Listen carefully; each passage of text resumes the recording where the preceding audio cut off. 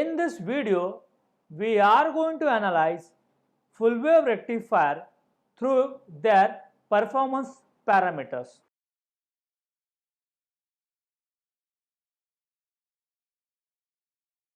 So here, full wave rectifier, we are going to consider both center tap rectifier as well as bridge rectifier, because maximum performance parameters for both these rectifiers are same. So the first parameter is DC value of load current,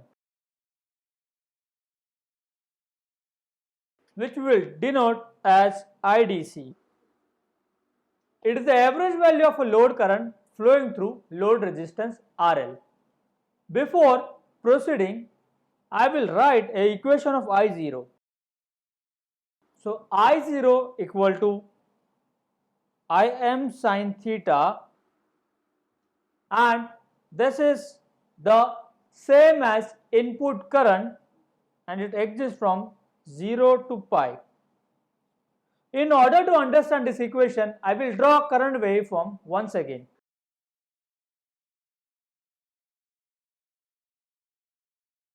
So it is like this: 0 to pi, current is flowing because D1 conducts in center tap rectifier, and in bridge rectifier D1 D2 both conducts. Similarly, in negative half cycle I am getting a waveform because of D2 conducts in case of a center tap rectifier, and for bridge rectifier D3 D4 conducts. So if I were to write equation of this current, it will be I0 equal to Im sin theta, and this exists from 0 to pi. So let's find out its average value, which is DC value IDC. 1 upon time period integral 0 to pi I0 d theta. So this is equal to 1 upon pi integral 0 to pi, and I0 is Im sin theta d theta. So if I simplify further, I will get IDC equal to Im by pi integral 0 to pi sin theta d theta. Integral of sin theta is minus cos theta.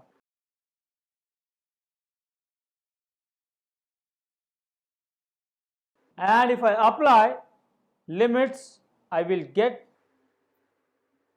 minus cos pi minus cos 0. So this is equal to Im by pi minus cos pi is minus 1, minus plus cos 0 is 1. So ultimately it will be 2 Im upon pi. So this is the average value or DC value of output current for full wave rectifiers, whether it is center tap or bridge. Let's move ahead to next parameter, and that is RMS value of load current.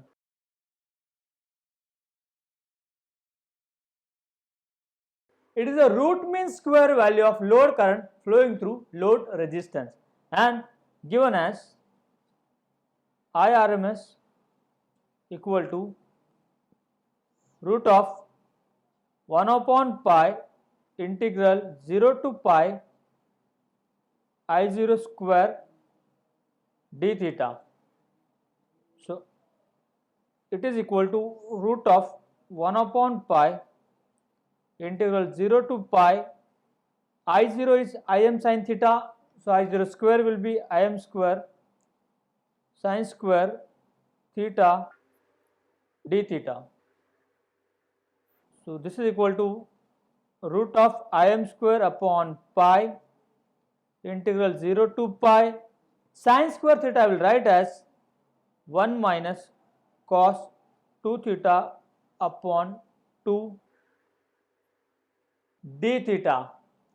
Further solving will give me root of Im square upon 2 pi, and integral of 1 is theta, integral of cos theta is sin 2 theta divided by 2, limits are 0 and pi.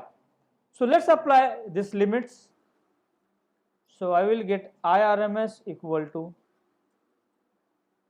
root of Im square upon 2 pi, upper limit is pi, so it's a pi minus sin 2 pi by 2, and lower limit is 0, so it's a 0 minus sin 0 upon 2. Sin 2 pi is 0 and this entire term is 0, leaving behind only pi. So IRMS equal to root of Im square upon 2 pi multiplied by pi.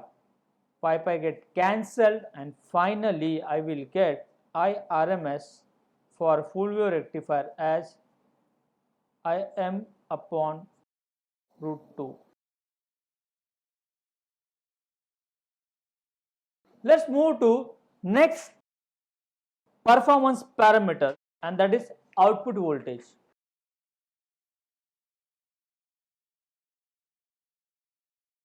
It's a V0. Remember, output voltage of rectifier is always DC voltage, because purpose of rectifier is a conversion from AC voltage to DC voltage. So VDC is the voltage across load resistance RL given by IDC multiplied by RL, and IDC we have calculated as 2Im by pi. Im is nothing but Vm divided by number of resistance come in series, meaning there will be Rs, there will be Rf, and there will be load resistance RL. What is Rs? Is the secondary winding resistance of a transformer. What is Rf? It's a forward resistance of conducting diode, and load resistance is RL. Normally this Rs and Rf is very less than RL. So I can neglect this and I can get Im is Vm upon RL. Let's substitute this value over here. We will get VDC as 2 upon pi. Instead of Im, I will substitute Vm upon RL multiplied by RL. So this RL will get cancelled, and finally I will get VDC as 2 Vm upon pi. Let's move to the next performance parameter, and that is rectifier efficiency.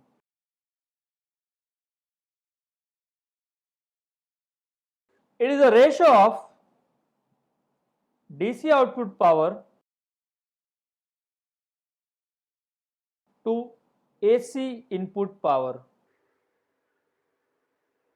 It is an indication of how good rectifier is converting AC into DC as far as power is concerned. So this is equal to PDC upon PAC. Now PDC is nothing but IDC square into RL. IDC we have calculated as 2Im upon pi, and PAC is nothing but IRMS square multiplied by RL, and IRMS we got as Im upon root 2. So if I substitute these values, I'll get rectifier efficiency as 4 Im square upon pi square multiplied by RL divided by Im square by 2 multiplied by RL. So here RL get cancelled, also Im square get cancelled, and what I will get over here is this 8 upon pi square, a constant term I will get. If I solve, I will get rectifier efficiency as 0.812. If I convert this into percentage, so percentage rectifier efficiency will be 81.2, which is quite higher. It is double that of half wave rectifier. Let's move to the next performance parameter, and that is ripple factor.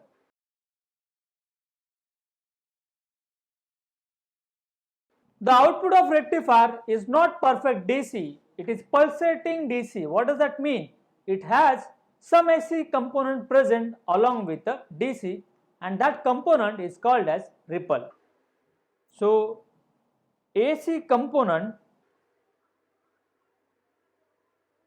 present in rectifier output is called as ripple, and ripple factor is the ratio of that component with DC component, and it is given as root of IRMS upon IDC the whole square minus 1. IRMS we have already calculated as Im upon root 2, and IDC is 2Im upon pi. So here Im square get cancelled. I will get this equal to pi square upon 8 minus 1, a constant term I will get, and if I solve this I will get ripple factor 0.48. In percentage, percent ripple present in full wave rectifier output is 48, which is lower than that of half wave rectifier where it is 121%. So from 121% we have reduced our ripple factor to 48% in full wave rectifier. Let's go to the next performance parameter, and that is peak inverse voltage of a diode.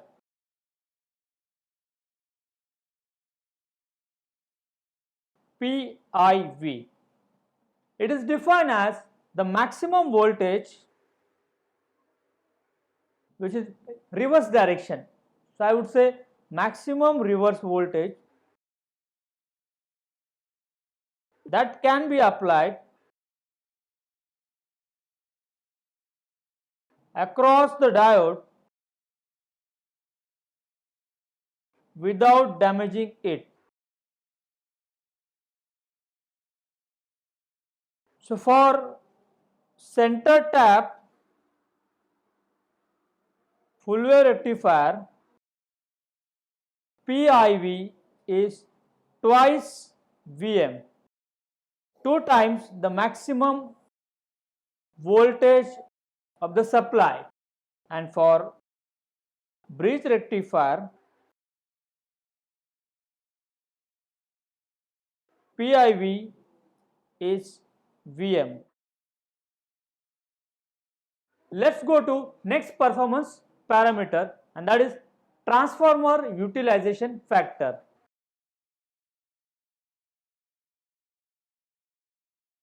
abbreviated as TUF. It indicates the utilization of a transformer and given as DC power delivered to the load upon AC power rating of transformer secondary. So this is equal to IDC square multiplied by RL because it's a DC power, and AC power rating of secondary of a transformer is VRMS multiplied by IRMS.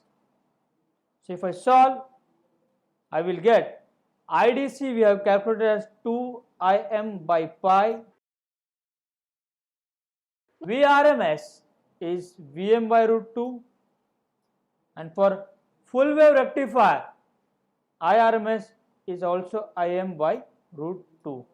Now if I solve further, it will be 4Im square by pi square multiplied by RL divided by Vm, I can write as Im into RL.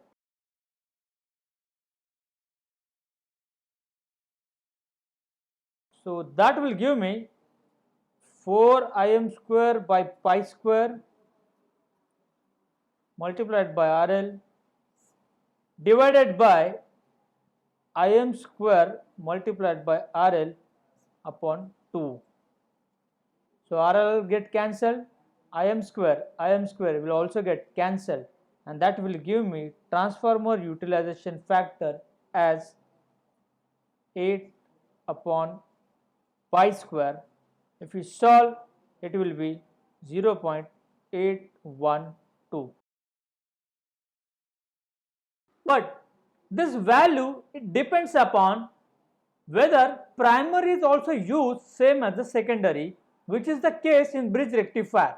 So I can say over here transformer utilization factor for bridge rectifier equal to 0.812. Transformer utilization factor for bridge rectifier will be 0.812, but that won't be the case for center tap full wave rectifier. Why? Because the primary of the transformer is feeding two half wave rectifiers separately in center tap full wave rectifier. What does that mean? One rectifier, which will be half wave rectifier, will be feeding by complete primary winding of a transformer. Hence, transformer utilization factor for primary side will be 2 times transformer utilization factor of half wave rectifier. So this is equal to 2 into 0.287, which is nothing but 0.574. Now here, to get a average utilization factor of a transformer for center tap rectifier, we need to take an average of TUF because of primary side and TUF because of secondary side. So that will be 1 by 2 into 0.574 plus 0.812. If you solve this, you will get average TUF equal to 0.693. So transformer utilization factor for center tap rectifier is lesser than bridge rectifier. Because of this fact, the primary of transformer is feeding two half wave rectifiers separately in center tap full wave rectifier. Thank you.